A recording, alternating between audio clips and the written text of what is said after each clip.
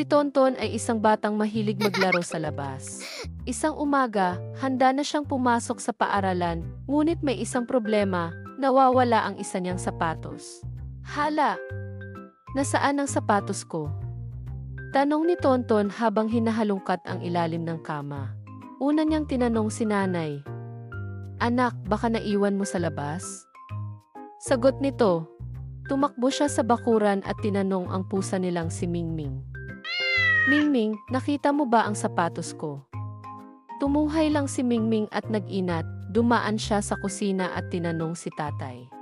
"Baka nasa loob ng aparador?" Pero wala rin doon, naglakad si Tonton papunta sa bahay ng kaibigang si Miko.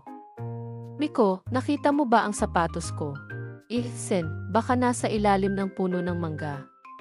Sagot ni Miko, dali-daling tumakbo si Tonton sa ilalim ng puno at nagulat siya, naroon nga ang nawawalang sapatos.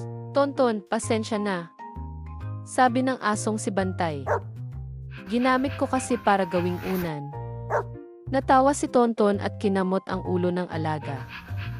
"Bantay, susunod, ipahiram mo na lang sa akin agad." Mabuti na lang at nahanap niya ang sapatos bago mahuli sa paaralan. At mula noon, lagi na niyang inaayos ang kanyang sapatos bago matulog.